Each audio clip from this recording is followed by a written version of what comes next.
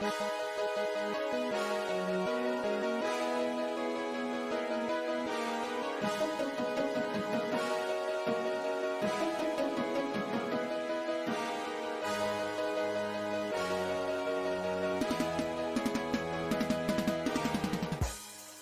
in episode number 99 of the St0ner Sports Radio Podcast. We are back. NBA playoffs. We're into the semifinal round. We'll get you updated on our picks, how they're doing, and how we're feeling about each series as we walk you through it. We've got NBA lottery results. We'll take a tab and take a look at who's picking where, who's going to be benefiting from this. If you haven't heard, you already know, but we're going to expand on it. And Zach will give us our much anticipated Thunder update, and we will give you our predictions for the rest of the series as a Game 7 is upon us in Oklahoma City on Sunday. Zach, how are we doing on this Be Happy Friday? Normally I would say, best two words in sports, Game 7, but right now they're the worst two words to me. Worst two words possible. I mean, it's not good. It's not good. This weekend's going to be a complete wreck. I don't know what I'm going to do until Sunday at 2:30. And, if we lose, we lose, but it's the waiting. Yeah, it's the waiting that kills you the most. Let's just go ahead and hop right into this, right? First round games are done, or series are done. We're moved on here to what people would call the second round or the semifinal round, and then we'll have Western Eastern Conference Finals to look forward to, as one opponent is set on each side of that bracket. Let's go ahead and start out west here, Zach. Thunder Grizzlies, the 1-8 matchup here. The 1 seeds on each side of the bracket were the only teams to sweep series in the playoffs thus far. No one else has swept anybody else. But the takeaway here for me from this series was obviously the injury to Ja Morant and how that kind of propelled the Thunder towards this sweep, because without that, I feel like it at least would go 5. I feel like losing a 29-point lead with him on the floor, pretty improbable, and I think that really has to be highlighted. And even in Game 4, I mean, if he plays in that game was so close, he could have made a monumental difference. This thing could have gone 6, and we could have been sitting here going, man, this is really rough. But we get the sweep, and we move on to that semifinal round. What was your takeaway from the Thunder's first series? Yeah, so I think Shea really wasn't playing that well the first couple of games, but he picked it up in Game 4, kind of started playing a little bit better, more like himself. It was really more about the supporting cast all series that gave me, kind of a lot of confidence going into this second round with J-Dub and Chet both playing really well against Memphis. But like you said, the Ja Morant injury really kind of derailed any momentum that Memphis had in that third game. And then, not being there in Game 4 just completely killed Memphis, even though it was, a pretty close game.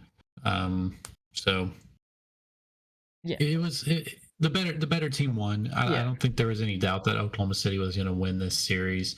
I wish Shea could have been better during the series, but I don't think he really had to, and I think he was pretty obviously testing things out going into the playoffs. It looks like he was trying to work on his shot from the 3, which I think we're starting to see it kind of pay off a little bit more in the second round, but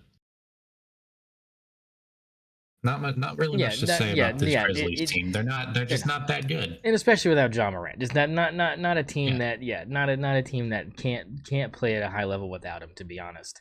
And maybe some of that blame falls in the lap of Desmond Bane, who really didn't show up most of the series. You could even point at JJ, a Triple J out there, who was an absolute just anemic in 2 out of those 4 games, just not even a presence, and that's an all-star. Just letting you know that's an all-star. But it's that was it is pretty much cut and dry takeaway.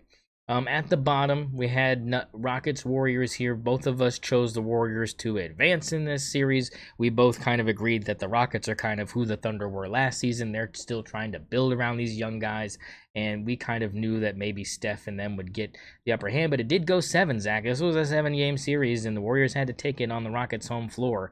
What was your huge takeaway from the Warriors-Rockets series? Just how immature the Rockets are, and I think that's, like you said, kind of pointing to how the Thunder were last year and even a little bit this year. But Yeah, we'll get the into that. Rockets, they just don't have, they just don't really have anyone that's in control. I think over there, if Fred Van Fleet and Dylan Brooks aren't getting going, then you're kind of relying on some young guys. And I think the most obvious issue with the Rockets right now is they don't have the guy, and even if they do have the guy, they don't know who the guy is yet. And is it Sengun? Is it Jalen Green? Is it Amen Thompson? I think it's Amen Thompson. But they're not gelling right, and I think they got to make some major moves in this offseason. Rumors that they're going to get Giannis. Apparently, Giannis wants to stay in the East. I don't know what's going on there, but I think Houston is definitely a team to look out for Giannis after that loss to the Warriors. Now for the Warriors, what I would really look out for is Draymond's defense has really stepped up in this playoffs, even though it seems like he was kind of taking the regular season off a little bit until the end there, so he could try to win the Depoy Award. But Steph lit him up all series, just embarrassingly. And that's just kind of what he does against a lot of these Western Conference teams. He has a history of doing that to Houston, got a history of doing that to Oklahoma City, history to doing it to pretty much everyone in the West. So I think we were both pretty obviously correct that the Warriors were just the better team here. And the Rockets were a regular season, young core team that had a lot of energy and was able to pull out wins late in the regular season that some of these older teams probably aren't able to do. So I think, probably pretty overrated Houston team. But hey, Warriors got it done. Yeah, they did. They move on to the semifinal round over the Rockets. Back up to the second matchup here in at the top of the bracket in the West. Nuggets Clippers. This is the first one where we kind of differed here. I thought the Nuggets would get the job done. You were very much in favor of how the Clippers have been playing heading into this series. Looked pretty good. And I told you, I tried to warn you, but you just wouldn't listen. And this thing goes 7. But here's the reason why this thing went to 7. It didn't go to 7 because it was an all-time great series, which it had a couple games that were really good. Aaron Gordon tip in as time expired was monumental for that series and the direction that it took for the Nuggets. But guess who didn't show up in game 6 and 7? Oh, I bet you can't guess. I told you after game 2, I was like, look, maybe this is the year he's not going to fail at the team that he's on. He was playing real hot. I was like, I might be fearing the beard again. And at the end, I was right. He just didn't show up, Zach. He just couldn't do it. James Harden, again, is kind of the key piece to a team's puzzle that just didn't show up when it mattered most. And that was kind of my big takeaway. I don't think the Nuggets should have won this series. I'll give you credit on that. I will take my pat on the back for being right that they advanced, but I didn't like the way that it happened because like I said, there weren't a lot of entertaining games here. A lot of 20-point wins for both of these teams back and forth. They had like 2 good games, and in the end, again, it's just you have to show up. You are a key piece, Mr. Harden. You are a key piece. This is not your second year in the league. Like, for the love of Christ, you've been in the league for like 15 years. I don't understand what the deal is about Game 7s and James Harden and just playoffs in general, but it seemed like after the first 2 games it wasn't going to be an issue, and then it just nosedived. I mean, what was your takeaway from your Clippers being unable to advance to the semifinals? Yeah, I mean, I really thought the defense was going to hold up, but Jokic is just too good, man. He is just too good. One thing that I noticed about this Clippers and this Nuggets series is how many moments went the Nuggets' way that's won the series. Like you said, that tip in a big moment. And I think that's, kind of a microcosm of what this Nuggets team is. They're able to win those really clutch moments, and their experience is, I think, really showing in these playoffs, which, we'll talk more about the second round in a minute. But Jokic, Aaron Gordon, Jamal Murray, even Christian Brown. I mean, these guys are champions, and they know what it takes, and they're not afraid of these big moments. And that came through in the first round. Listen, like you said, James Harden, he didn't show up. I thought he was going to. I thought he was going to give me at least something in Game 6 or Game 7, and didn't get nothing. We didn't get nothing. He's just not. He's not able to do it. He's not a clutch guy. He's looking like J-Dub out there. I mean, it's not good at all. I mean, how big? It reminds me of the 2012 finals, right? That's what it reminds me of. The 2012 finals. This is how James Harden has been his entire career. He's kind of known for this amazing regular season player. He does. Honestly, I will give him credit. There were a few years there where he kind of got robbed of a finals appearance. Should have beat the Warriors in 2018. He really could have. 2019, he probably could have as well. But had a lot of injuries to his team. Took them to 7. Took the KD Warriors to 7. No one talks about that. And then missed 27 threes. I'm sorry. I mean, they didn't have Chris Paul. Yeah. I mean, they didn't have Chris Paul. But well, and Harden just isn't that guy. You know that. And let me throw this out. How big of a piece of this is to blame a little bit is Norman Powell as well. Where the hell was he? I mean, yeah, where the hell did he go? I mean, he's supposed to be an all-star, right? That's what everyone said. Yeah, what happened? You get role player disease again, Norman? I mean, it just seemed like that was what happened. He just got role player disease, couldn't buy a bucket. I think he had one good game in the series where it was like, okay, he's probably back on track, and then the next game, so I mean, he just couldn't live up to the moment either. The Nuggets advance to the semifinals, which leads us to the last matchup of the first round in the West, the Lakers and Timberwolves, and boy, were we both wrong about this one. I mean, look, hey, do you blame us for being wrong about this one, folks? Because I don't blame us. Yeah, I just don't. I mean, look, apparently you do need a big man real bad. I mean, real bad. Like, as bad as we thought that the Thunder were last season about needing another big man. I mean, holy crap. I mean, when you have Rudy Gobert doing a 27-point, 24-rebound night on you, just cooking your ass. I mean, and you didn't even play Jackson Hayes just didn't even get any minutes. I don't know what the hell JJ Redick's doing. Just didn't even put him in there. Like, just throw him. I mean, look, I'm in favor of just throwing a guy in there to just punch somebody in the nuts. I mean, at least have him do that. I mean, get a fine. Who cares if it's sportsmanlike? I mean, I'm out here trying to maim people to win games. I mean, we'll get into this later, but send Dylan Jones out there and take Jokic out. That's what I'm saying. Like, why don't we? I mean, what's the worst that could happen? Oh, we get fined. I mean, he doesn't play basketball again. He doesn't need a paycheck. He gets kicked out of the league. I mean, just bite him in the kneecap. I mean, just do something. I mean, take an ear or something. I mean, do. Why don't we just get the 5 worst guys on our roster? I mean, dress Topic up and have him out there just start swinging. I mean, can we just have a brawl to start a game and injure some of their starters? I mean, I will never understand this cordial basketball sportsmanship. Where are the goons at? And I'm not talking about the modern day goons. Where are the old style hockey goon type players at? They just go out there to get 2 techs and get kicked out. Where is the Latrell Sprewells of the world? Where are these Rasheed Wallaces of the world? Who just pick up 2 techs and get cooked in like the third quarter after beating somebody. I mean, where is it? Where's the fire? No, this was bad for the Lakers, man. This was real bad. I mean, I never saw this being even a 4-1 series at all. Like, that never crossed my mind. Like, I was like, if the Minnesota Timberwolves win this series, it's going 6 or 7. There was never a chance. I was like, 5-game series, let's go T-Wolves, baby. Like, that was never a thought that crossed my mind. Never happened. And look, credit to Julius Randle. He's playing fantastic on both ends of the floor. Ant-Man is looking like he looks, and they just took advantage of the fact that inside they're just soft as Charmin and didn't have anybody to stop him, and JJ Redick goes small and didn't pay off. No one could shoot. It was just a bad experience from top to bottom for the Lakers, and I got to give it up to the Timberwolves. I didn't see it coming. I didn't think this was going to be the year they were going to get where they're at. We'll get there in a minute, but just props to them, man. I think it's more about kind of the failings of the Mark Williams trade. I think that kind of had a lot to do with this. And I think if they had Mark Williams, I don't know if they win the series, but I feel like they do a better job of extending it for sure. I mean, seeing where it went, it's hard not to think that it would have.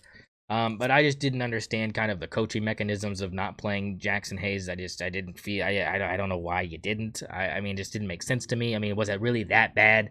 I just I just don't I don't know. It was weird to me, but whatever. Yeah, I mean this entire series. I mean, they were just my biggest takeaway is you can't go small against the Timberwolves when they have Rudy Gobert, Nas Reed, Julius Randle. Like these are big guys that are going to bully you in the paint if they get the option to, especially coming off the bench like Nas Reed. I just don't think the Lakers had the personnel to be able to defend that. Not to mention the fact that Luca was a cone out there for so many of these games. I mean, Bad. it's just a repetitive thing at this point. A straight up cone. They're hunting him. They are Way hunting him were. on these switches. They want to get him on their best players. Anthony Edwards is going and getting a pick set on whoever Luca is guarding. I mean, it's coming every time. Coming every time. And he's an easy blow by. Easy blow by, and he doesn't rotate. He's lazy on defense, and it's going to cost him multiple playoff series in his career, and it already has. It cost him the finals last year because they attacked him then, and it cost him the first round this year because they attacked him on the fact that he's a cone. Yeah, not good. I think he's gonna have to really, and again, this is not new for him. Like you said, he has been a defensive liability like 99% of his career. I mean, you look at the first couple years that he was in Dallas, he actually was not bad on defense as far as at least giving effort and being, and it just seemed like it just kept going downhill and downhill. I mean, you eat enough, McChicken sandwiches and smoke enough hookah. I mean, you also will not want to do defensive drills. I guarantee you that.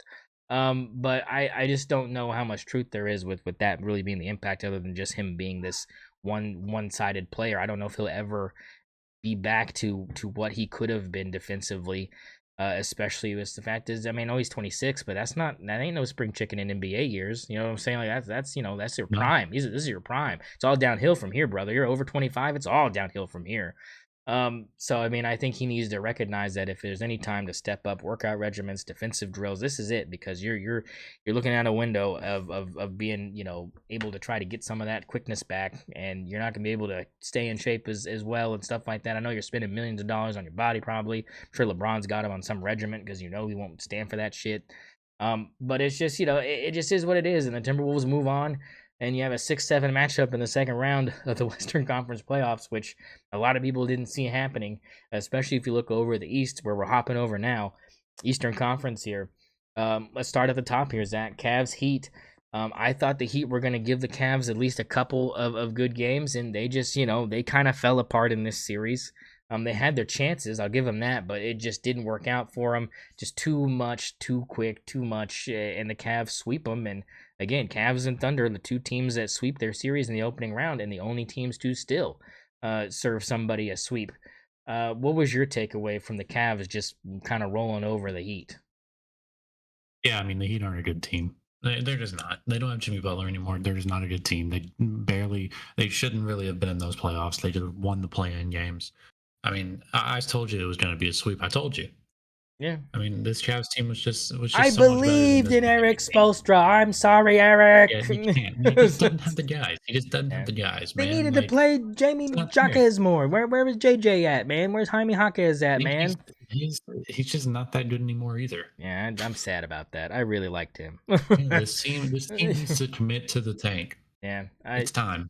I think you might be right with that. But so Cleveland moves on to the semifinals. Not really much to dissect there, other than me being wrong about the number of games. We both picked them to advance, but I thought it was going to be a little bit more of a series. Down at the bottom, the People's team, the Magic, again, called the hotline, and boy, did you lose the house, mortgage, and the car. We told you not to do it, but they did get a game. We'll give them that. They did get a game. It was a 4-1 series victory for the Celtics, and again, this was kind of what we expected. Kind of a breezy thing. We kind of both agreed one game was probably something you had to throw a bone to the Magic. They were going to get one, and they did. And I think that's kind of all you have to take away from this was the better team moved on, and they just took a little bit longer than they probably would have liked. Yeah, I mean the Magic. They Yeah. just didn't have they just don't have the guys. They No. just didn't have the depth of Boston. They just don't have the depth of talent.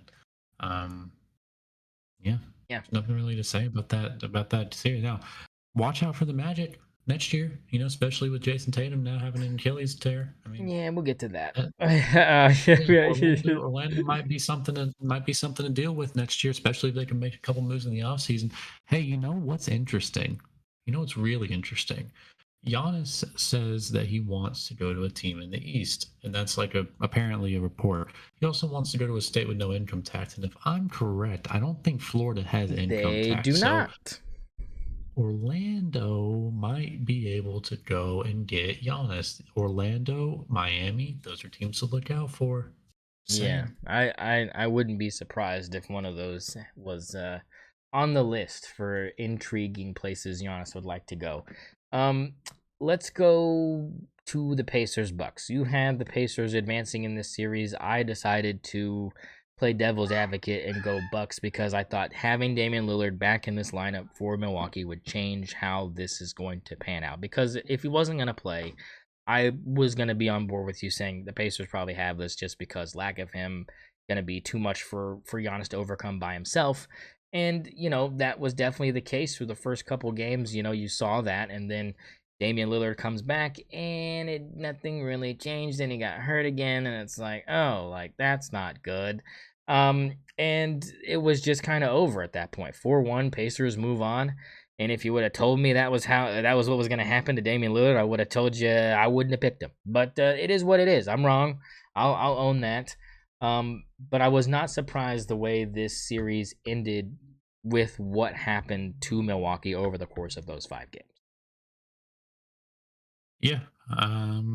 Giannis played amazing. You said he Giannis would. was You said he would. absolutely. Yeah, I told you he would. I knew he would. He always plays good against the Pacers. He's always going to get about 35, 40, Yeah.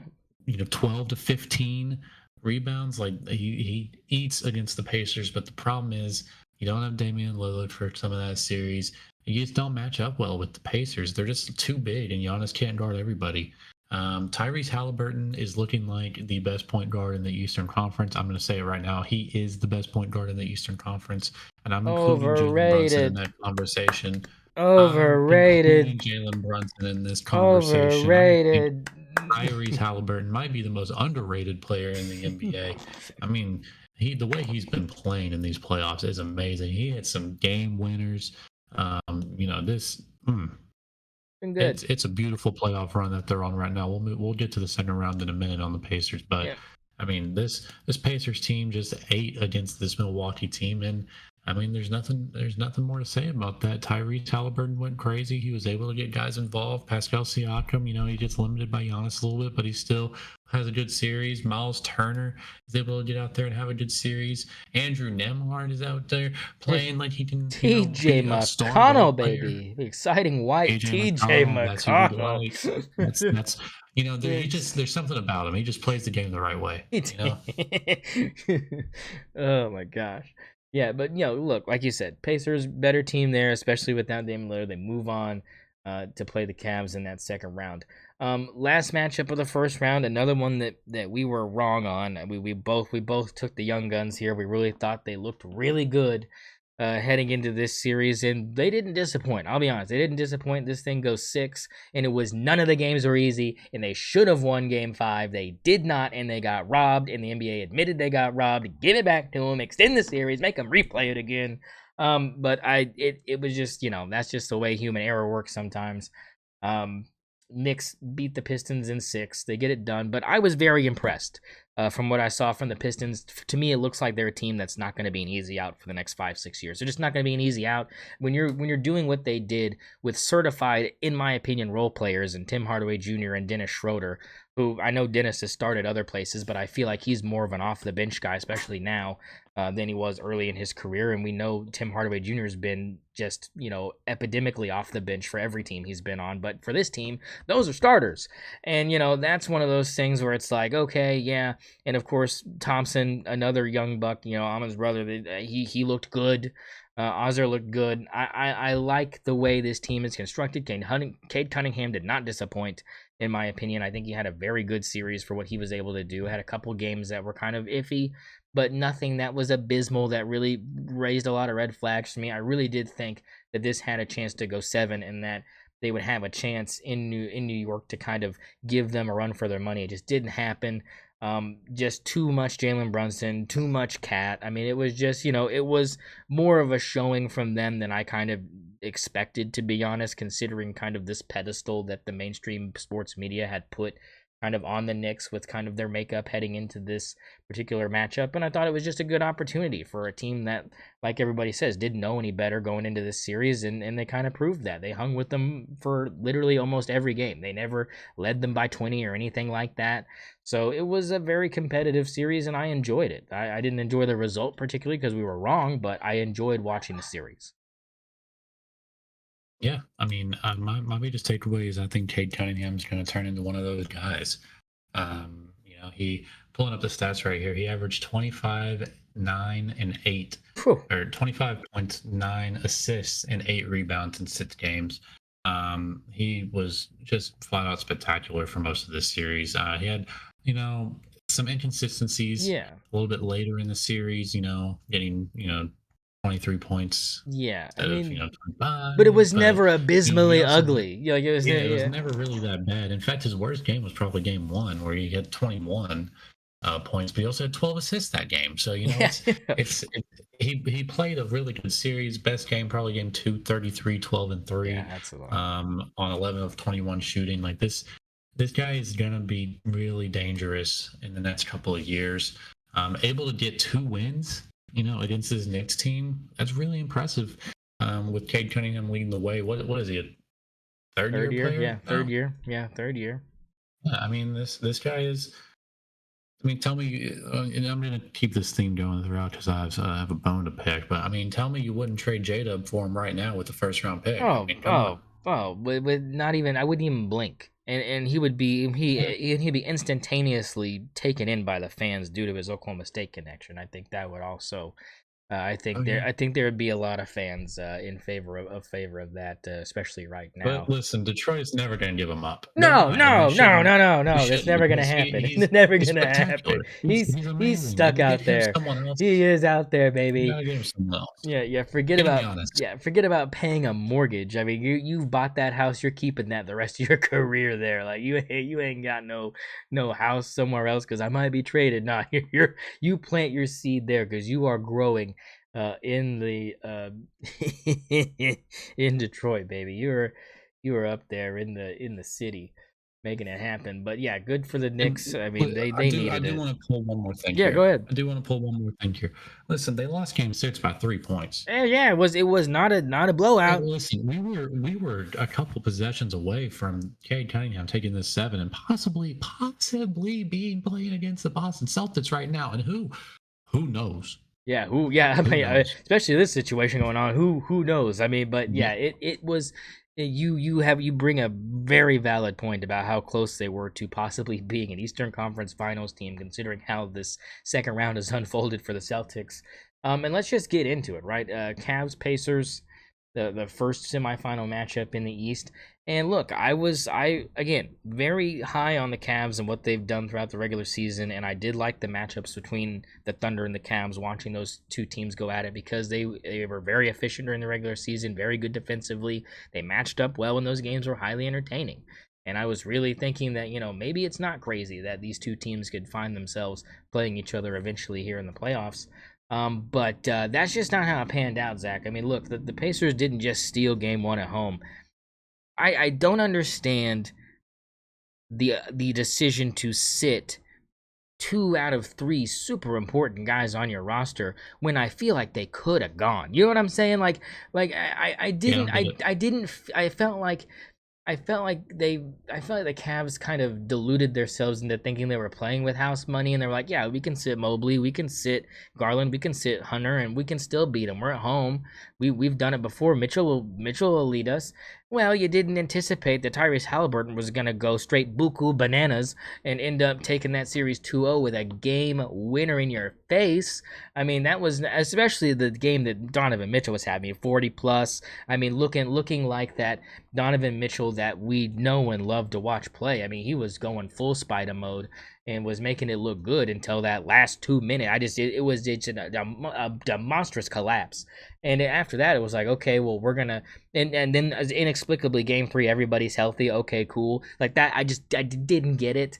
And then sure, they go out and they blow them out the wazoo, blow them out by 20 on their home floor. You're like, damn, all right, well, maybe they are fine, and maybe they were just like, yeah, we can take a loss and then we'll win the next 3 and it'll be fine. Nope, didn't happen. Garland disappeared. It got ugly. Halliburton continued to flourish. Like you said, Neesmith showed up. McConnell was cooking. Miles Turner looked good. Every single piece that Rick Carlisle was throwing out there for the Pacers was looking fantastic. And in the end, you get a 4-1 series advancement for the Pacers onto the Eastern Conference Finals. And we're sitting here going, okay. I mean, I really think they lost it by sitting those guys. Why did you sit? They weren't that hurt. Why did you sit them? See, I don't remember. I think you recall that I picked the Pacers to win this series. I picked the Pacers. I picked them to win it in 6, not 5. But I mean, this Pacers team is really, really good, and I don't think they lost the game when they lost the series when they sat those guys. I think they lost the series when they realized they didn't have an answer for Tyrese Halliburton. Darius Garland's not able to defend them very well. Donovan Mitchell's not able to defend them very well. I mean, this guy just goes crazy. And listen, the Cavs, they kind of lost this series on just a couple of clutch moments. Like it's been for, so this is one of the best playoffs we've had in a long time. It's just so many of these series are being decided by, the last couple of minutes in the fourth quarters, and the Cavs fell victim to it. The Pacers just were more clutch in this series, and that's why they're in the Eastern Conference Finals right now. And if I remember correctly, I think that game's going on right now. If you can call it that. Yeah. So they're going to be playing the Knicks in the Eastern Conference Finals. Yeah, no need to research this very hard right now. Oh, it is getting ugly in the Garden. It is getting ugly. I mean, I did look. They were up 20. I was like, this would be a perfect story for the Knicks to blow a 20-point lead at home, just like Boston did for the first 2. Like, this would be a perfect opportunity, especially after Boston, how they played in their previous game. And we are moving on to talking about the Knicks Celtics here. Yeah. Look, Knicks Celtics series looked like it was going to be in trouble with Jason Tatum on the floor, down 0-2, just like the Cavs. 0-2 looked abysmal. We kind of all thought game 3 they were going to rebound, and they sure did. They came out and cooked the Knicks on their home floor in game 3. Go back to game 4. And disaster, right? 3:08 to go in the third quarter. Jason Tatum reaches down to the floor to pick up a loose ball instead of diving like a normal person, and plants his foot and ruptures his Achilles right then and there. Everybody and their mom knew exactly what happened. Non-contact, unfortunate, terrible. And I think we have to kind of admit, Zach, that other than this series, these playoffs being incredible, the underlying headline is injuries here. Dame goes down, Tatum goes down, Steph goes down, which we'll get into in a minute. But I mean, you have these big time guys. John Morant down. I mean, it was, and before you can even count Kyrie, because if he plays in that play-in game, we're probably playing Dallas and not the Grizzlies. I mean, you could technically count that. Not to mention Michael Porter Jr. Yeah, he's still playing. He's still playing. I mean, yeah, they're still playing, but these guys are injured. I mean, so many guys are playing with injuries right now. Yeah, Tingus out there can barely breathe. Yeah. Hey, that Cavs Pacers series, like you said, you sit those guys because of whatever injuries they have, and all of a sudden, they're down 2 games to nothing. In Cancun now, baby. But yeah, I think you're right. Like, injuries are a big part of this. Yeah, and so Tatum goes down. You end up winning a close game because he's not on the floor, probably. I think we can kind of assume that game might have been, a game-tying kind of situation there as far as the series went. And, New York takes that 3-2 lead heading back to the Garden tonight. And right now they are absolutely beating the crap out of the Celtics, 80-46. Right now, halfway through the third. I would say that's a good old-fashioned spanking, and it's just been the lack of being able to hit shots for the Celtics. It's not, they're not getting good looks. It's not anything like that. They're turning the ball over and they're not making their threes, and we saw how that worked out for them in games 1 and 2. When you go cold from 3, this team just collapses, and they are not only collapsing, they have nothing to clog the drain with all this wetness that is raining from all these players' wrists that are in a New York Knicks uniform. It's just everything is falling. The defense looks good. The rebounding is clean. And so, yes, it will be the Knicks and the Pacers in the Eastern Conference Finals. And we'll give you our thoughts on that as we wrap this playoff recap and predictions up. Heading over to the West, Zach, let's start with Timberwolves Warriors here, the 7-6 matchup, the most unlikely of scenarios for a lot of people. And this thing also, the first game, Warriors win by 11 on the road in Minnesota. You're going, yeah, this is kind of what I was afraid of was, Steph is going to show up and it's going to be an issue. And the Timberwolves were not shooting well from 3, only scored 88 points, just not looking like the Timberwolves that were playing in that Lakers series at all. And then game 2 happens and you have a really, really bad ankle sprain, right? Is that what it was? An ankle sprain? I believe that's what it was. Or was it a quad or a hammy? Yeah, it was a quad. Yeah. No, it's a hammy. It's a hammy. Yeah, so it's a hammy. I knew it was a leg injury, and it was one of those where they said he's not going to be ready unless this thing goes 6 or 7. And in the back of your head, you're going, well, they can probably get it to 6 at least. I mean, it seems possible. Playoff Jimmy is a thing for a reason, and it just never really came together, Zach. It just never came together. You had other players that just didn't really show up. I mean, damn, Podziemski, you were horrible. I mean, just a liability on offense, just couldn't buy a basket, and he was the one taking majority of the threes. I mean, this team went from averaging like 20 threes a game to like 10. It was like no one wanted to shoot them, and that was kind of they lost their identity. Kuminga was great, but he's got this animosity with the front office or Steve Kerr or something. They weren't playing him at all, and then they had to because, we don't have anybody, and we know the guy's a walking bucket, and he's at least that. He is kind of a defensive liability, but he's a bucket, and that kind of kept them in a couple games, but in the end, the Timberwolves just kind of ran away with this, Zach. I mean, 4-1, not really any resistance, and at least in the way they went out was just ridiculous. I mean, Randall's pulling up from 40. I mean, it was just one of those games where the camera, after it panned over to Steph, he's just shaking his head. That's all you can do. He knew it. He goes, I'm never playing again this season. Like I'm packing the kids up and we're going somewhere. He couldn't believe it. He's like, these kind of things had never been in Julius Randle's bag. Like, where did he get this bag from? Like, it's never, like, what? Like, I'm pulling up from 40? Like, that's not you, dog. Like, that ain't you. He's just turned into this other animal, and I just don't know what to make of it other than just to kind of just throw your hands up and go, well, good for you, brother, because this is not New York Knicks Julius Randle we're looking at. This is another thing, because the defense is what's really catching my eye, is he was never a defensive guy at all, and now it's just like, you don't want to be matched up with JR down low. He'll lock you up. It was ridiculous. Yeah. And the Timberwolves punched their ticket to the Western Conference Finals for the second year in a row. Yeah, I mean they're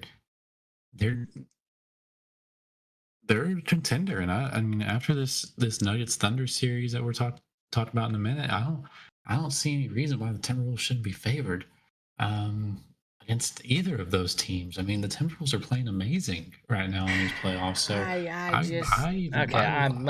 let's pump the brakes a little bit. Quit the glaze. These Timberwolves are playing amazing. Like you said, Julius Randle has really found his role here with the Timberwolves. I think that he's getting a lot of confidence from his teammates to be able to do things like pull up from 40. Not to mention, you get a 27 and 24 game from Rudy Gobert. I mean, what the fuck? I mean, that was against the Lakers, though, right? No, I thought that was against the Warriors. Was it? Was that not early? I thought it. Let's see. I could be wrong. I was talking as if it's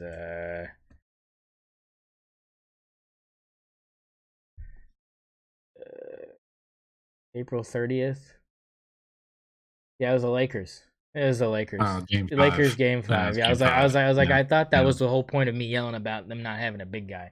But I mean, still, you have to chalk it up to that's a thing that happened. It's a thing that happened. Yeah. So that I mean, so you better have someone inside that can bang, or else he'll cook you.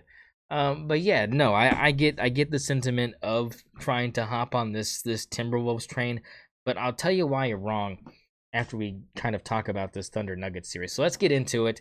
We're gonna count this as your Thunder update, as well as just kind of going through that. We haven't gone through any of these series because they haven't. There's nothing been like this series. This series is the only series that's been any form of entertaining out of the four. You can throw the Knicks in there, but without Tatum, it just obviously is not something that you want to watch. But this one started off wild. It's been wild. It continues to be wild, and I hate every minute. I hate it. I don't want it. I thought I wanted this, and the reason I wanted this, and I told you before the playoffs started, the reason I wanted the Nuggets and not the Clippers was because I said Nuggets got two guys you got to contain. That's it, Jokic and Murray. The other guys, let them get theirs. If you can stop those two guys, you're fine. I was worried about this three-headed thing that the Clippers had coming in here with Powell, Harden, and what's his face, Kawhi Leonard. That scared me a lot more defensively, and I was like, that's gonna stretch us a little bit more because we're gonna have more to kind of worry about, as far as like the starting unit is concerned. And I just, again, where did this Aaron Gordon come from? I don't know. I've never seen. I mean, he's so big and bulky. He's turning around, hitting fadeaways like he's Michael Jordan. He looks like Kobe out there. I mean, it's crazy. And in game one, you had this game in the bag. You had it in the bag. You're up 3. You decide to use the foul game. Chet chokes his free throws. But the thing for me, Zach, and I had to put this blame into the lap of Mark Daigneault. You cannot foul that quick when you are leading. You cannot have this. You can't foul like you're losing. I mean, and you know what? Fuck that. I'm blaming J-Dub. What the fuck are you doing, dog? 10 seconds to go and you're just running up to Jamal Murray tackling his ass? At least let 2 or 3 seconds run like we are winning, dog. It just did not make sense to me. And you will never convince me we lost that game, Zach. We gave that game away. There's losing and then there's giving away a game. That is the definition of here you go, take it. It was literally that. And Gordon hits that shot with 1 second to go. He was 0 for 5 from 3 before he shoots that thing. And ever since then, he has been a nightmare. And it's just one of those things where it's like, all right, game 2, you come out. And what did they do, Zach? They blow them out. They cook them like they are capable of doing to any team in this league. Hands down, they can do it. And that's what makes the rest of this so frustrating, Zach, because tell us, where did it go after that? Back to Denver for game 3. What happened then, Zach? I mean, we just lost. We gave another one away. I mean, it just keeps happening. I mean, listen. I got a lot of beef. But how? But how? How did we give it away? Explain. In game 3? Yeah. What happened? I don't remember. That was the one where we decided to play iso ball for the last 2 minutes and didn't throw the damn ball around the goddamn arc. It was Shea trying to one-man it for the last 2 minutes, couldn't make a damn shot, was taking crazy shots that he does not take. And the thing is J-Dub was cooking 27 points, didn't even touch the ball. Didn't touch the ball last possession, didn't even touch the ball. So when he touched it, he passed it right back to Shea. Here, take a highly, highly contested 3-on-1 fadeaway in the corner. Oh yeah, that's money. Like, get the hell out of here. Just a horrible decision. You go into overtime and you get cooked. 11-2. Hartenstein misses air balls, like 2 fucking little floater shots. I'm like, why the hell is he shooting? It's because we're draining the shot clock down to 10 seconds and panicking. And guess who's open? It's Hartenstein for the little floater. And it just wasn't dropping. He misses 3 of them. And every single time he missed, they go down and score. It was over at that point. We had lost any flow of offense, and that's how you lose game 3. But you had to come back and you had to get game 4, and they did. They got game 4. Hey, not easily. Game 4 was stressful as hell. Yeah, tell us about it. Go ahead. Tell us about it. Game 4 is stressful as hell. I mean, we get down to the last. Listen, we stole the fourth quarter 2 games in a row here. You know, we get down to the last couple of minutes. I think we go into the fourth quarter down 8. That's right. We went into the fourth quarter down 8. And we were able to turn it around, just playing great defense. And I think we won the game by 6. Yeah. I mean, just right. Outscored them. You had Lou Dort come in there and, or no, I'm talking about a game. You had, it was just, Won by 5. Yeah, There we go. it was just a good showing in the fourth quarter. Nuggets couldn't hit a shot, and we could, and that was just kind of and the defense ratcheted up. It's another thing I've noticed throughout this series is our defense seems to be real good in the fourth quarter, but we don't play like that for 4 quarters, and then we get ourselves in these situations where now we have to lock them down. I was like, why didn't you play like this the whole game? Just shut these guys up. I mean, if you see how the end of these games go defensively, you would think, why can't we just do this for 4 quarters? Well, it takes a lot out of you if you're using that much effort. I get it, but it's like these guys are young, man. These guys should be able to play for 3 days straight without a break. Like, what are we doing spending this much money on your bodies if you can't go 48 minutes? I mean, at least at that level that you can, But they did, and they got the win, and you head back to Oklahoma City, and what do? You do the same thing again. You get down heading into the fourth. Lou Dort, huge 3 threes in a row after playing like trash from 3. We'll get into this some more too. I mean, the shooting has just been such a drop off from the regular season to now. We are down 10 percentage points, Zach, in 3-point shooting percentage from 38% during even the first series. We shot 38% against the Grizzlies, which was like 5% below our season average. We are now 13 to 14 percentage points below our season average in shooting threes. And I'll be honest, and this is true, they're not even contested threes. They're wide open. Nobody around threes. And we are just clanking it like we've never shot a basketball a day in our lives. But somehow, some way, the basketball gods shine upon us again and send us Lou Dort to have a little bit of a flurry. You have big plays being made down the stretch by none other than the bald man himself, Alex Caruso, continuing to be one of the most impactful players of these playoffs for the Thunder, game in and game out. It was just a good overall team win in Game 5. You had to breathe a sigh of relief, and you knew going into Game 6 in Denver, like Shay said, you're going to get their best punch. And, boy, we really got socked to it. Do you want to break down the last game yesterday before we get into our predictions? Man, this one was ugly, man. This is another one I really felt that we gave away. I'm looking at the win probability chart right now. We had an 87% chance to win. You know what? The moment we had that 87% chance to win, the peak, you know what the exact moment was? Just guess. A minute 39 in the second quarter. The minute Shea picked up his fourth foul? The exact minute Shea picked up his fourth What time foul. was it? What was the time on the clock? A minute 30? 2:05 left. A 2:05 left in the second quarter. Yeah, I thought I was. When that happened.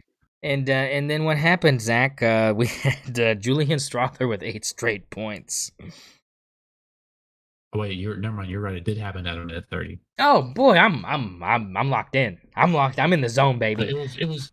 Listen, the Nuggets go on a 12-0 run, and except for Lou Dort hitting that 3 at the buzzer to make it a 12-3 run, but they still went on a 12-0 run before that 3 happened.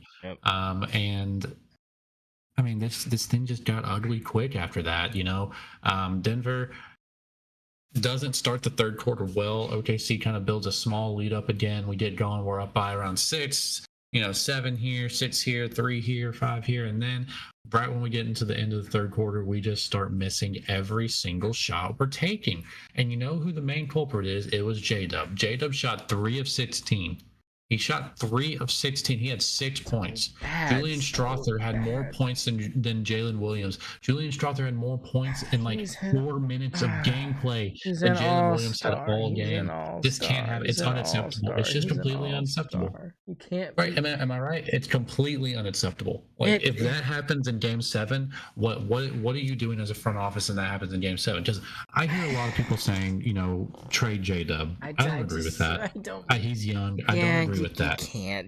But you gotta get him a psychologist or something. Yeah, because he's in his own head. I swear. It's gotta be. In his own head. And I'm not confident in him for Game 7, and I think that Martin needs to pull him if he is missing. Mark is not willing to do that. He is so stubborn with his lineups. He is so stubborn. It took him so long to pull out Lou Dort in Game 4? Yeah. It took him forever to pull out Lou Dort. He was going to lose us that game. And we ended up winning, but it wasn't because of him.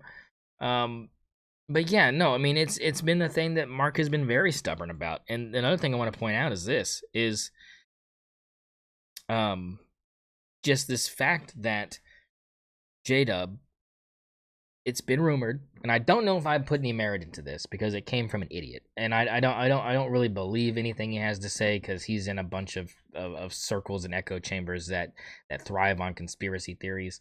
But there is a theory going around that J Dub needs surgery on his shooting wrist after the season, and that he is extremely hurt but not showing it. I don't believe it for a minute. I don't. I don't I believe don't that. believe it. I don't believe that for a minute. You know why I don't believe that for a minute? I mean, now granted, missing a dunk last night. I mean, a wide open fast break dunk. Well, the minute he missed that, I was like, this game is done. I was like, you don't miss a shot like that. And then we get it down to 9. We have that defensive flurry in the end where we start poking the ball away, and the refs for some reason decide to swallow their whistle for the first time all night. Those were fouls the first 3 quarters. I guarantee you that when we were reaching around knocking that ball loose, those refs were calling those fouls in the first 3 quarters, and they decided not Ratings. to. They decided not to, so they were like, oh, we'll just let them have a little bit of a run here, make it interesting. And so they let us poke it away. They let us go on fast breaks 3 times in a row. We score 6 unanswered, and they go down, and I think they hit 1-3 after that, and it's a 9-point game. The ball swings to the top of the key to J-Dub. Now, he has Isaiah Joe on the left wing right next to him. Could swing it to him. He's open too, but unfortunately, he's been sad too from 3, unfortunately. I feel bad for the guy because they just kind of throw him in there for a minute and a half, and if he doesn't hit the only 3 he takes, they just pull him and you never see him again. But it's hard, I think, for him to realize that, I'm not going to get in a rhythm because they're not going to play me enough minutes to get in a rhythm, and Mark is just expecting him to walk off the bench and hit a couple threes because that's your job, dog. That's your job, and he just hasn't been able to do it either. But luckily for him, players like Kaysen and Aaron have kind of carried his water for him this series, and they've been getting those minutes, and they've been mostly productive except for last night where Kaysen was the better of the two, and it was still mid. Wiggins kind of faded a little bit last night as far as his impact, missed both of his threes. They were halfway down, but missed both of them. And J-Dub decides to take that 3 at the top of the key and clanks the ever-living shit out of it, as if we didn't see that coming. But at the same time, it was one of those things where you look at Game 5 and you go, well, in that scenario, when they were swinging it around to him in the corner, I didn't feel confident about him hitting that shot with 1:50 to go either, but he hit it, and it ended up being huge.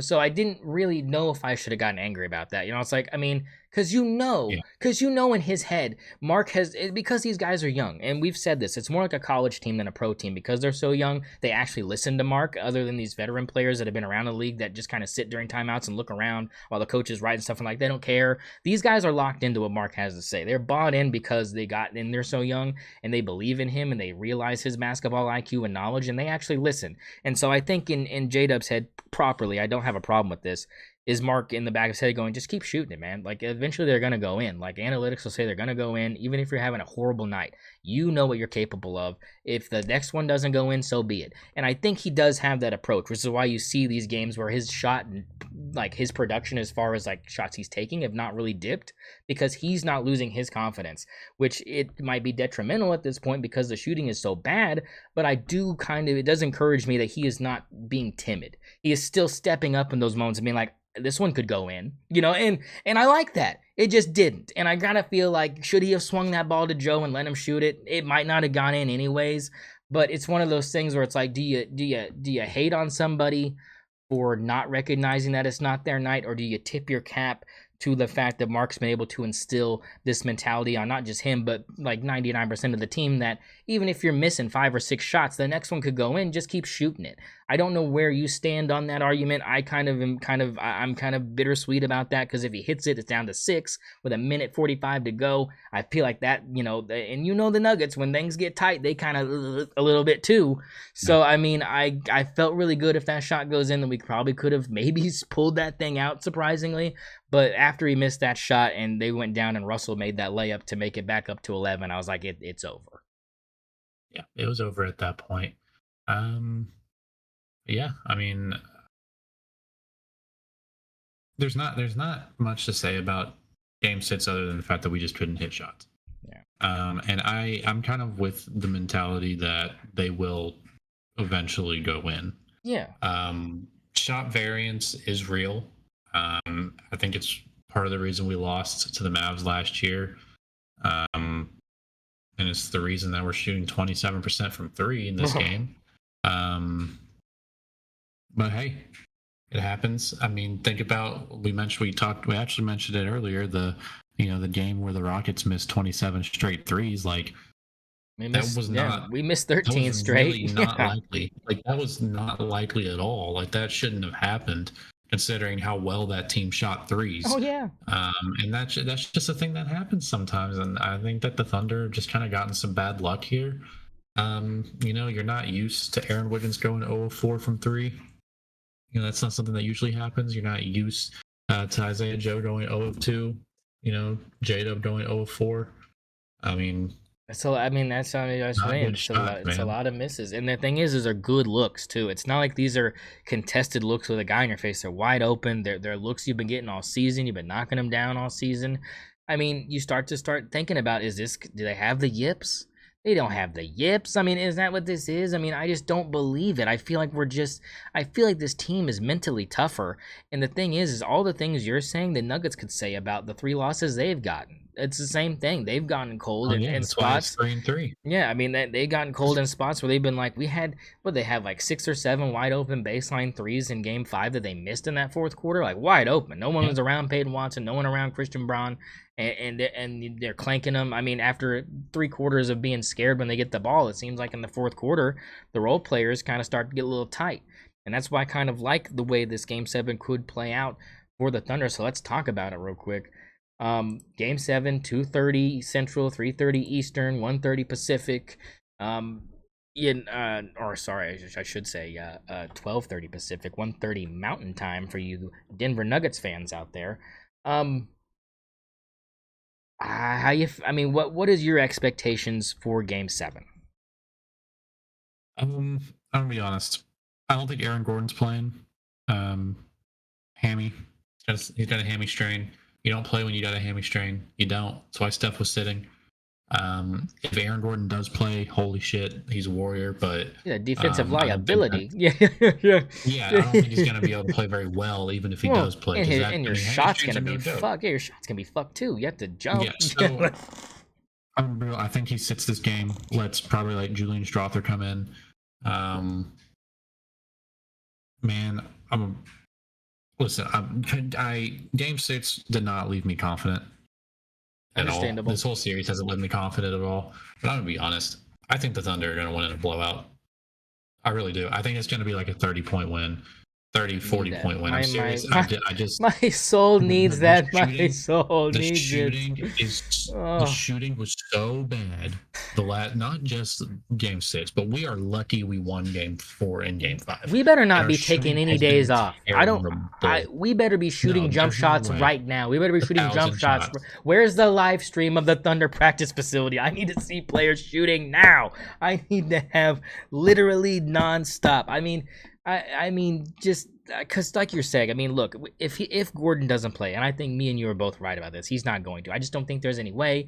Adelman's like, after the game was like, I have a really high concern level of Aaron Gordon because he knows he's not gonna play.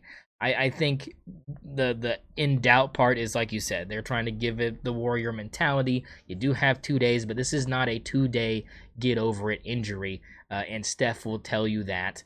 And I think it is just as bad as his, if not at least enough to keep him sidelined. But like you said, what does that do? It opens the door for Julian Strother, who, for the love of Christ, I hope is not finding his stride. I do not need him to turn into PJ Washington 2.0. I don't need him to turn into Mike Miller, the Thunder Killer. I need him to remain. If he scores 8 points again, I'm cool with that, But I mean, like, I don't need him to go off for 20. I don't need him to fill a void for Aaron Gordon. I don't need that to happen. Now, if it happens throughout, including him and Braun and Watson, if they combine for, 30 plus, that's concerning a little bit. But that's still an average of 10 points per player. I feel like we can overcome that. Again, it's this feeling in your pit of your stomach that's like, oh, not this fucking shit again. But if Gordon doesn't play, like you said, it leans that tendency to not only is Gordon one of those offensive guys that if he gets going can give you a string of points. Defensively, he is a great defender, and taking him off the floor really can open things up offensively for us that we've not been able to do the last 6 games. And I think that's going to be the biggest liability, is not offensively, it's defensively. And we came into this whole entire playoff saying how bad the Denver Nuggets defense has been, and I still stick by the fact their defense is horrible. We've just been shooting worse. It's the defense is still bad, but our offense is just making them look better than they actually are, because neither of the teams in general are shooting very well. I mean, this is a very much rock fight series. It doesn't seem like it when you have games like game 2 where you come out and just drub the ever-living crap out of them, but you look at the rest of those games and it's just like neither of these teams are shooting well at all. It's ugly to watch. It's not pretty. But what we can't do is come out and turn the ball over. I thought that was a big thing in game 6. We turned the ball over a ton in that first quarter, and just and mistakes we just don't make. I mean, we're bad entry passes. We're telegraphing our swing passes across the arc, where it's like we're in such a rhythm of just swinging the ball around. The players are able to time the right time to jump into the passing lanes. We're not faking it and then throwing it. We're not faking it and shooting it. I think J. Will has been a little bit too timid on taking threes, because he has not actually shot bad from 3. I just think that they just assume every time he catches the ball he's going to shoot it, so that pump fake has really been getting them in the air, and you saw him pump fake and then take that 2 dribbles and hit that little 17-footer off of the right elbow in game 5, I think, to kind of continue that run that Lou kind of started. And they expected him to just pop that thing, because that's what he's done all season long. And I kind of commend Jay Will again for not only his offensive efficiency, but the way he has bullied, or at least tried to bully Jokic and bothered him. I think he does. I obviously he's undersized, but he has been doing a good job. Alex Caruso's a dog. I think you have to have Alex Caruso. I want to say start him. I really do. I want to say start him. I don't think you start him. I don't think you start him. I think you keep the starting lineup the way it is. However, I think you play him more minutes than you do Lou Dort. Yeah, I agree with that. I think you play You're him probably 30 right. minutes. You're I think you play right. Alex You're Caruso right. 30 You're right. minutes. You're right. He has just been so good. He has been so good. He's one of the few guys that's not shooting terrible, and he's, I don't know, he's been our best defender in the playoffs. So I would say him and Kaysen. Yeah. Have both been better than Dort. Yeah, I think you I'd still like to see start them him. get I a couple mean, more minutes. I want to see. Yeah, you got to keep the lineup the way it is. You don't want to hurt any guy's confidence. Yeah. Especially off the chance that you win the game 7. Yeah. You know, you don't want them going into the conference finals not confident. So I think, and Mark's really, really confident in Lou. I mean, in the press conference, he said he never bets against Lou. That's why he was so confident in Lou being able to win us game 5, which he did. Yeah. And I think you got to keep Lou in for moments like that. So I think you see how Lou's playing. If he's not playing well early, you pull him. You let Alex Caruso play a lot of those minutes. You give Lou a couple of runs here and there to rest Caruso, and if he starts getting hot, you let him stay. I mean, I think Mark is a little bit too rigid in his rotations, and he's not willing to kind of go with the game flow sometimes. And that's a big concern I have. I'd like to see him pull Jalen Williams if he's not shooting well, because like we obviously are in a situation where Jalen Williams is shooting the way he has been, and he takes as many shots as SGA, 16 shots. Volume. That's a lot of volume. Hitting 3 of them. You know, he took 16 shots. SGA had 32 points. Jalen Williams at 6.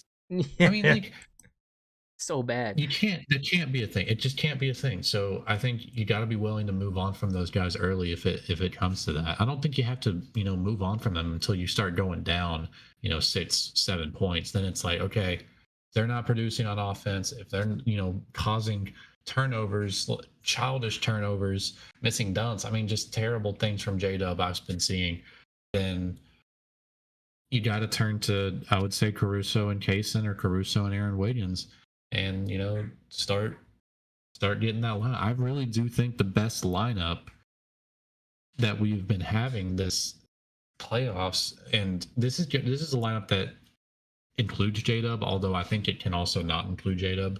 And it's actually a non-SGA lineup. The J-Dub, Hartenstein, Caruso, Wallace, Wiggins. That lineup has been really good for a lot of the playoffs. I would like to see maybe Chet in instead of J-Dub.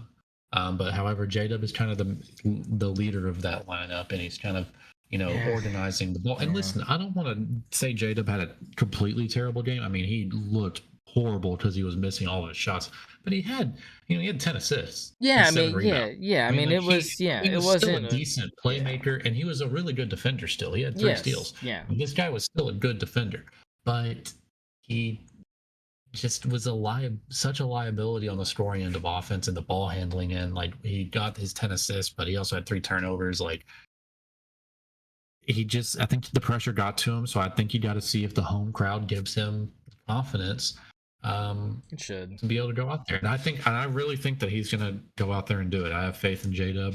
I think OKC wins this game by 35 or more points.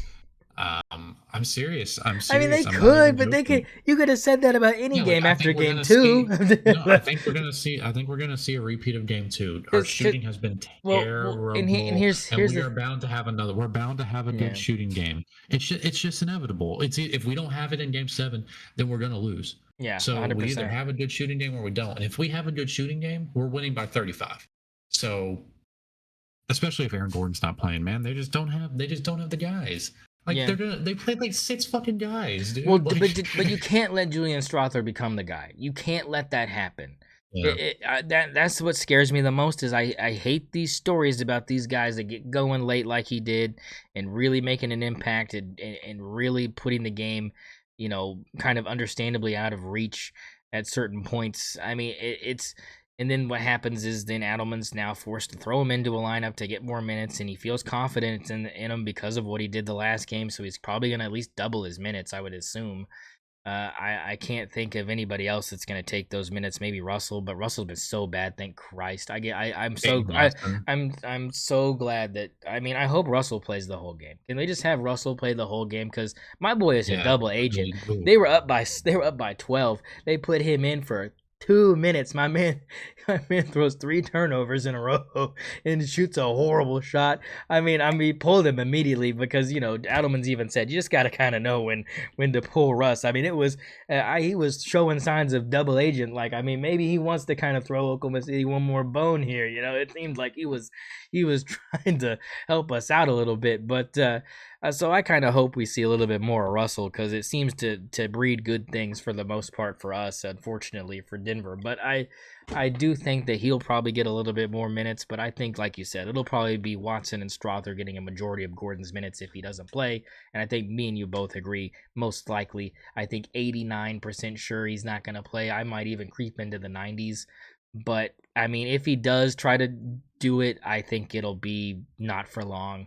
Because, I mean, you take a couple trips up and down the floor on that strained hammy, you just can't go full speed. And this team, you need to be able to go full speed defensively. Yeah, I mean, if he does, it might. Yeah, I mean, because then you don't have to worry about these role players that have seemed to kind of get more and more comfortable as the series has gone on, and it seems like ours have become more and more uncomfortable for whatever reason. I mean, for me, it's like for J-Dub, it's like, can you get his mom to like cook him a home cooked meal and just like, maybe, he just probably needs a little bit of, calm down kind of thing. Maybe he's a little bit too amped. He's maybe not be nervous. He just might be excited, and I think that, he's playing out of control, man. I mean, that's obvious. He's playing out of control. He's playing like a little kid. That's what. Yeah, I think you just need to have. I think he'll be better. I think he'll be better. He at least needs a phone call from home or something. I mean, someone's gotta tell him it's okay. And I think Marcus told him it's okay. I think this team has told him, like, look, dude, one bad game is not gonna define your career. And again, the next game, like you said, could be the game where you're fine. You know it. Like, you know it in the back of your head, J-Dub. Like, listen to me, J-Dub. You know it. You know that one bad game, even a couple bad games, don't mean nothing. The next game could be great. And I think he's got to keep that mentality of still being that dude. You got to believe you're still that guy, and don't let that waver. And these guys are online. They're not going dark like LeBron. They're seeing these things. They're not immune to social media and all this stuff. He knows he's getting cooked. You don't think my boy looked at that stat sheet after the last 3 games and went, "Man, I'm ass." He said it. He goes, "Yeah, I gotta be better." He goes, "You can look at this stat sheet. There's no explanation why this should be this bad." He said it. He said it himself. He is aware. He knows that everybody back here is like, dog, you just make 3 or 4 more shots, we're probably not even having this conversation. I mean, I mean, if he even shoots 50%, even if he goes 8 of 16, we're probably not having this conversation. And I'm not even talking about last game. I'm talking about every other game he shot bad. If he just makes half of his shots that he shot in those games, we're probably done with this series. Yeah, Game 6 was so bad shooting. I mean, I heard the stat on Down to Dunk. 50% Great on podcast, by the way. layups. Great podcast. Great podcast. 50% on layups. That's in Game 6. 41% in the paint. If we had shot 70% and made 70% of our layups, which should be a no-brainer in the NBA. 70%. If we had 70% of our layups, we would have won the game. If we made our free throws. Yeah, that's the other thing is what the hell is going on with that? We dropped from an 84% free throw shooting team in the regular season to 77% in the postseason. And the thing is, it's not about the number of misses in my book. It's about the timing of the misses. You can afford to miss a pair of free throws in the first quarter. When it gets into the second half, those start to kind of creep into more important, and I think those are the ones where you're like, yeah, you can't be missing your and one opportunities. You can't be missing those kind of things that extend a lead from 2 possessions to 3 if you just make your free throw. I mean, it's stuff like that. And, it's the Chet free throws at the end of game 1 that you're like, you got to make those, brother. And he goes 7 for 7 in the next game and doesn't miss. I mean, it's just, it's almost, like you said, you just want to be like, it'll be fine because you can't imagine it being worse. And you're like, even if it's a little better, like we're talking 2 or 3 percentage points better, which isn't good, but even that minute of a change could mean monumental things for the outcome of this game.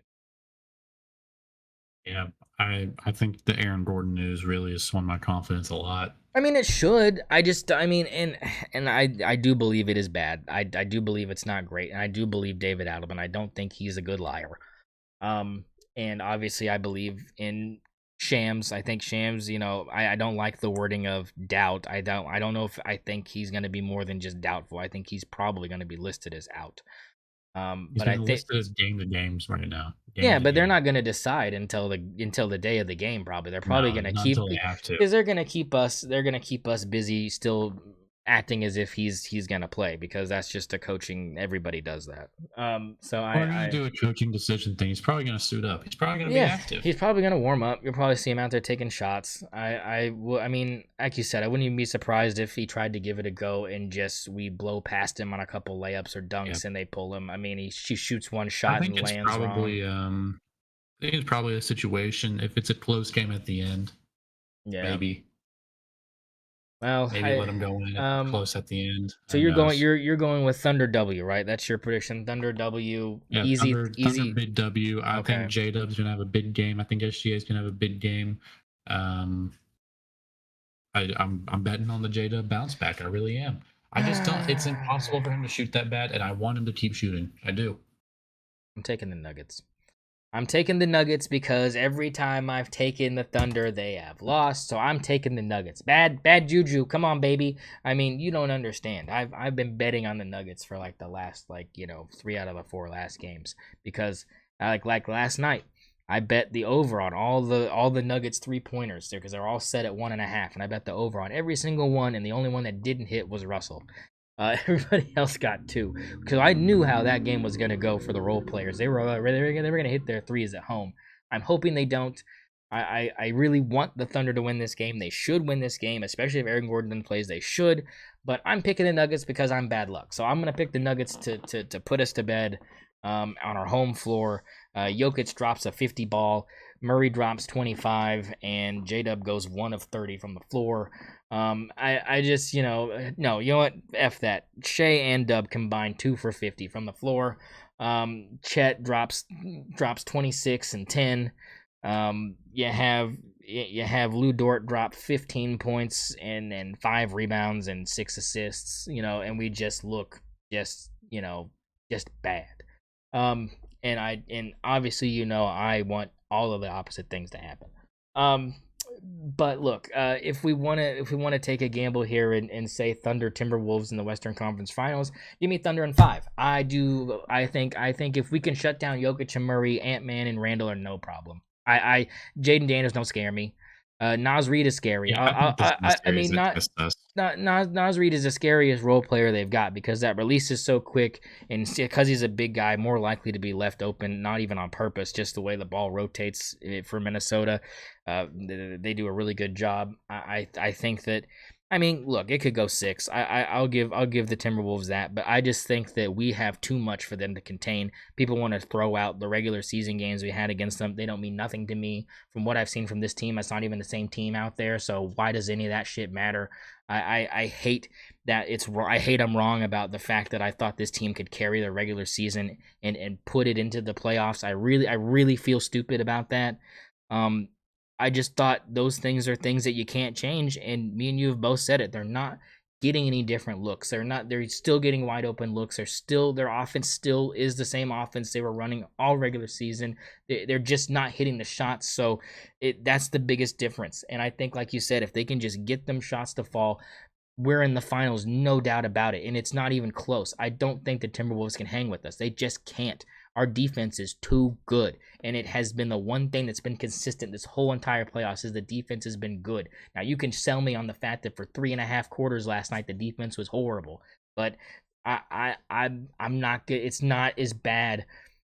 Our worst defense that we've seen in the playoffs is still better than the best defense that the Timberwolves have played this postseason. I will give you that. You cannot debate that. I don't care if the stats prove me wrong on that. It doesn't feel that way. And when I watch the Timberwolves play, it still doesn't feel that way. And let's be honest, they've had a Mickey Mouse path to where they're at. Mickey Mouse as fuck. You had the youngest team, in a position. You had the Thunder 2.0 from last year in the first round. You had a Steph Curry-less Warriors team that couldn't shoot threes to save their life. You got gifted this path into the Western Conference Finals. I thought we were going to get gifted this path because I thought we would be able to contain these two juggernauts and that the role players wouldn't cook us because I thought we could shoot the basketball from 3 at a decent clip. Ends up I'm wrong, and we're shooting horrible. Like you said, 27%. If we keep playing like that, every single series is going to go 7. It's going to be a grind, and we're going to have games where we just sit here and go, it's bad. So I do like us, though, to beat the Timberwolves and head to the finals if we get there, and I think we do. But again, picking the Nuggets, but I think we get there. Yeah, I would probably take the Thunder in 6 against the Timberwolves. I'm with you. I just don't think they had the defense. I mean, listen, we held the Nuggets to 8 points in the first quarter in Game 5. Like this. And that's when I knew the shooting was bad because any other game we do that, we're up by 30 at the end of that quarter, not up by 9. I mean, 17 points. Like, I mean, it's just. And that's the thing. I don't think that happens in the next game, and I don't think that happens in the next round. It's just not likely. It's just not likely that they miss that again. I think that maybe they're in their own head, like you said. I think they're in their own head, psychological. All right, well, they're just not ready for the moment. Yeah, let's get them ready for the moment. I would take Thunder in 6. Yeah, I need them to get ready for the moment. I need it to happen over the next 48 hours.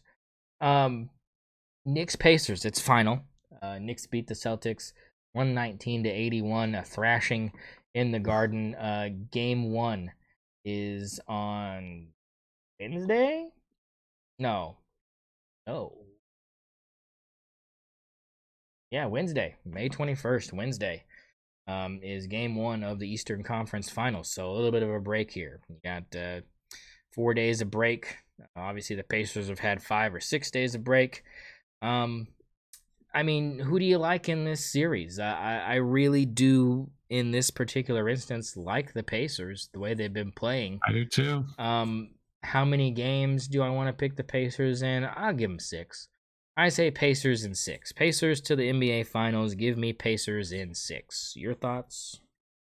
Yeah, I'm actually going to agree with you here. Pacers in 6. They win it on their home floor. They've just been outstanding. There's no other way to put it. No one predicted this. No one thought the Pacers were going to be great, except for me. I predicted this. You did. I knew they were going to get to the Eastern Conference Finals. You did. So I thought they were going to lose to the Celtics in the Eastern Conference Finals, which I think I get a pass on. You do. Because you get a pass. Jason Tatum, Achilles injury. So I picked the Pacers to be in the Eastern Conference Finals, and I think they're going to go to the finals now with the Celtics not being there anymore. Knicks, they're just not ready.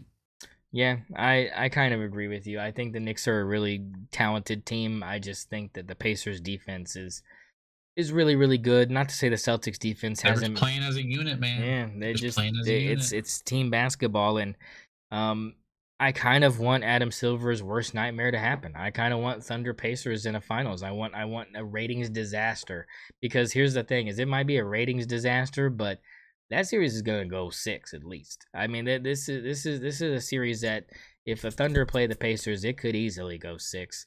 I think it could take Oh, come less. on. Well, it could take less because of just the dominance No, that I'm we talking about had. the ratings, man. The ratings, man. I Like, mean, it's Adam no Silver's major not gonna let that markets. happen. It's gonna be Minnesota and New York. He's gonna make sure that happens. Are you kidding me? The New York fans having to deal with Anthony Edwards? Yeah, no. Yeah. I might take the Timberwolves T-Wolves are in that. NBA champions. Timberwolves are NBA Is champions, it everybody. bad that I wouldn't be mad about that? I would not be mad about that. I wouldn't be angry. I mean, if it wasn't us, I would want it to be them. like Honestly, if it's not us, I want it to be the Nuggets. I'm not gonna lie. I want Russell Westbrook to win. we're assuming we advance. I'm assuming we advance here. If we're not advancing, then Yeah, it I'm is saying if we if don't I had to advance, pick it is one the team, Nuggets. It is the Nuggets. There's no. yeah. This is the Western Conference Finals. The fuck you talking about? I mean, we both think that this series between the Thunder and Nuggets is the Western Conference Finals, because we think the winner of this series probably wins it all, especially at this point. I think the winner of this series wins the whole thing. Yeah, I'm Yeah, with you. I think this is This it. series wins the This title. is it. This is it. Speaking of this is it, boy, this is it. NBA lottery happened on Monday, and boy, for all you conspiracy theorists out there, you were glazing yourself up and gooning massively to whatever happened in this thing. I mean, 1, 2, 3, go. Mavs, Spurs, and who else? Who was the third team? Sixers. The Sixers. Yeah, I mean, it's unlikely, it's improbable. It's this theory that once you trade your best player, you get gifted the number 1 pick, even if you're not a major market. And I didn't like the argument that it's not rigged, because why would they give the first pick to New Orleans or a team like Cleveland? Like, why would they do that? They would give the picks to... No, they wouldn't, because what makes a good conspiracy is making it not obvious. And the thing is that's how you do it. You do stuff like that so idiots say shit like that, and you go, well, it's obviously debunker. They put every single good player in a big market if they could. Yeah, but that's not how you rig stuff. You rig stuff where it's like, hey, we need you to not suck ass, so let's just slide you this pick. If you get rid of this guy, we'll slide you this pick, and you could possibly be competitive again. Because it's better to have a competitive league with parity than one where all the good teams are just good all the time. But I don't think it's rigged. Obviously, you can watch the video on NBA.com. You can watch them select the balls. I don't understand why they don't show us them selecting the balls. I keep thinking every year when I'm like, I'm watching the lottery, that I'm going to see ping pong balls like I'm doing Mega Millions, and they don't show anything. They just come out with the envelopes like a bunch of idiots. And it's like, no wonder people think this is rigged. You're not even showing the most exciting part to me, which is that. Like, I feel like we should have the machine out there, have all those people sitting there, and have them live react to the ping pong balls being selected. I don't understand why we don't do that. I don't understand the secrecy, because it leans into this conspiracy that it's rigged. But having said all that, Cooper Flag going to the Dallas Mavericks most likely. Do you believe that, or do you think Nico's going to pull an ultimate SpaghettiOs and pick some European dude that we haven't heard of just because? No, the owner already said they're picking Cooper Flag. Okay. Well, that should be a smoke screen. Smoke screen. Nah, they're picking Cooper Flag. Listen, like what is the position they're missing? Small forward. It's over. Like they trade us the first pick for Nikola Topic. We give them Topic. They give us the first pick. We take Flag. We take Flag. Right. We give them J-Dub too. We want to ship him. Topic is a fucking monster. You don't understand what we've got in the wings here. Which, I mean, to be honest, he could be special. We don't know. We hope he is. But I think that no. I think you're right here. Look, the Spurs getting the number 2 pick. I mean, they're gonna probably pick the guy from who's the Harper guy? Rutgers. Yeah, the guy from Rutgers. Yeah. No, they're not, because they're gonna try to trade it for Giannis. Which I wouldn't blame them. And this is what brings me to this. The NBA lottery, to me, this is the bottom line that I got from this. The window that Thunder fans think they have to win a championship is closing quick. It's closing real quick because we're about to have series with the Spurs again and the Mavs again that are gonna go super long. Morant's not going anywhere. The Western Conference is once again going to be, especially if the Spurs get Giannis, it's over, dog. There ain't no going to the finals again. It's done. It's the door is closed. It's over. Completely disagree. Why? Explain. Dude, this Thunder team's incredible. It's a regular season Mickey Mouse team. Regular season Mickey Mouse. So, I mean, these teams you're talking about, they're not good. They're gonna be good. We're talking about the Spurs. You think they're winning the championship all of a sudden? They don't have a Western bench. Conference Finals. Western Conference Finals, just like the Nuggets with no bench. Western Conference Finals. You can double Giannis and Wemby and still win that series with one guy guarding fucking 4 others. I mean, flat, and you're telling me Flag with Kyrie and Anthony Davis isn't going to be trouble? That's trouble. That's trouble.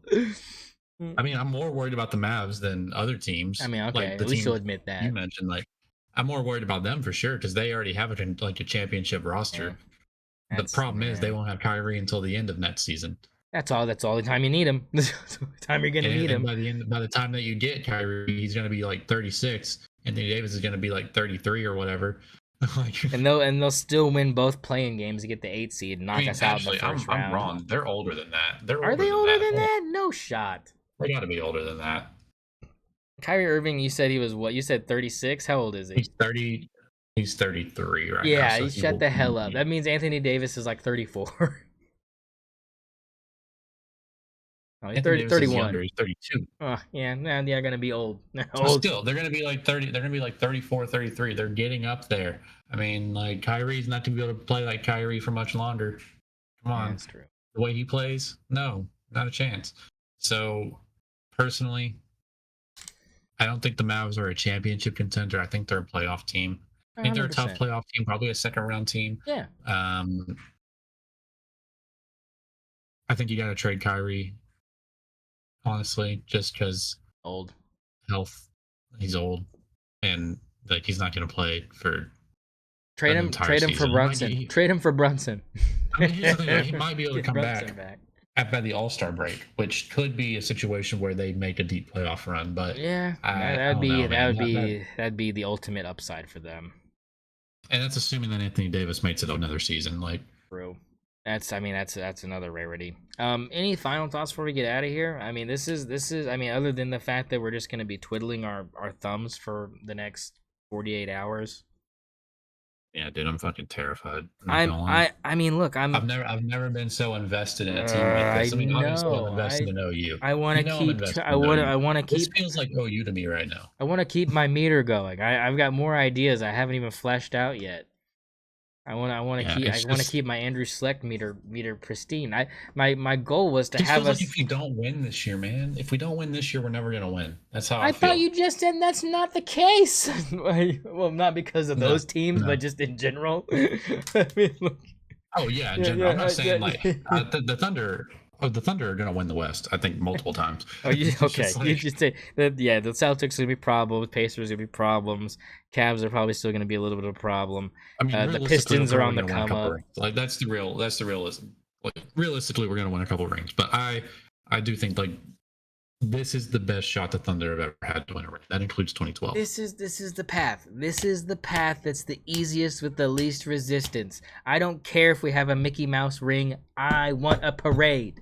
I want parade. It's not a Mickey Mouse ring. We were the favorites to win anyways. Well, yeah, but we didn't have to work for it, Zach. We got a little bit tripped up by the Nuggets. We didn't.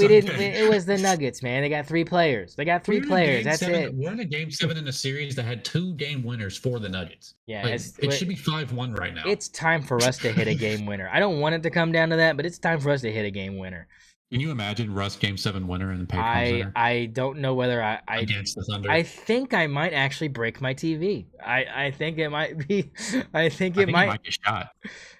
I might go outside and just yell the N-word just straight up in my low income community Oh. and just see how it goes. And just, I mean, just ask for an ass kicking because I'm gonna feel like I want to die. I Get don't. this guy on SNL. That's live. They don't want that. That's danger. You gotta have a dump button ready. They got no dump button. You gotta have a dump button ready for my ass. I mean, I just Hey, someone give this guy a gun. yeah. Okay, that's at the top of the list of terrible ideas. I mean, like you're talking about, I'm at least purposely taking off 4 or 5 of my toes. I mean, like, if it's him that does it to us, is it deserving? Like, do we deserve it? Yes, I think we deserve it. If we let him do it, we deserve it. If they for some reason limp Gordon's ass off the bench just for that, like if he doesn't play the whole game, they're like, all right, time for you to go in, and then he hits it, we also deserve it. I think. I mean, but if it's Jokic pulling up from half court and he hits it, or if he throws one of his full quarters and makes it, we deserve it. But if it's Jamal Murray coming off, because we should have won by Game 5. Yeah, I mean, if it's Jamal Murray coming off a double screen, maybe we didn't deserve it. But I mean, like I want to be with you really bad on this. My final thought is this: I believe that the Thunder are the better team here. They've proven all year to be the better team. I know that fan confidence is waning. I know that Denver Nuggets confidence is at an all-time high right now.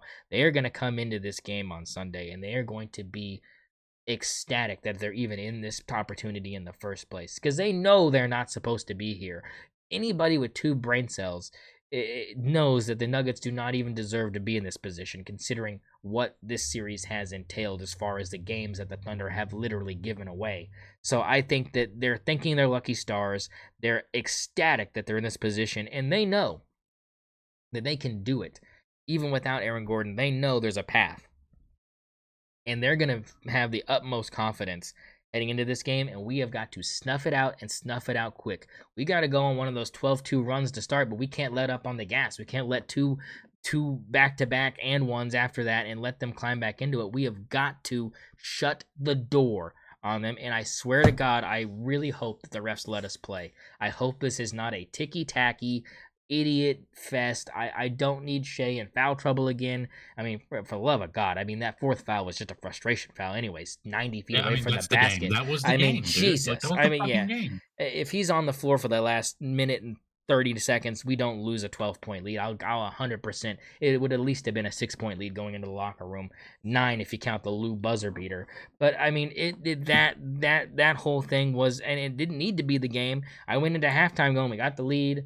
We just come out in the second half and do what we need to do. We'll be fine. And we just didn't. It got worse. It just started to steamroll. We can't have that happen. We have to have confidence to come out there and hit our shots. The fans are going to be behind you 110%. If you're a fan and you're going to the game, do not be tight. Don't be anxious. Be confident, be loud, and be obnoxious as hell. I want to see warnings from the NBA handed out to every single one of those motherfuckers in the first 3 rows all the way around. I want them to give everybody the business.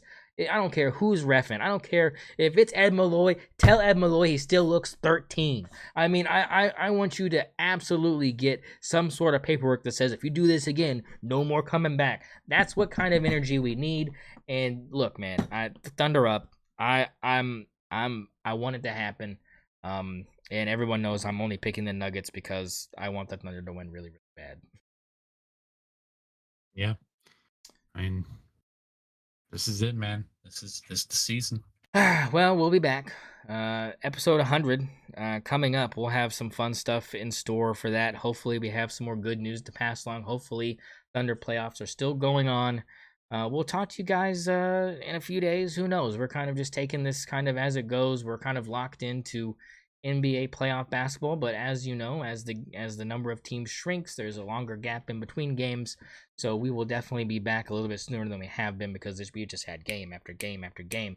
And we're just glad we're able to come together here and give you guys kind of our updated thoughts, kind of show you where we're at mentally, and hopefully a good Game 7. So for me back here at Thunder Up headquarters and Zach over at the Huffman McMansion, keep stick on the ice. Good night, Canada, and Zach. Thunder Up. That's right, baby. We'll see you for episode 100. Keep it locked on. You've been listening to Stoner Sports Radio on YouTube. Appreciate you.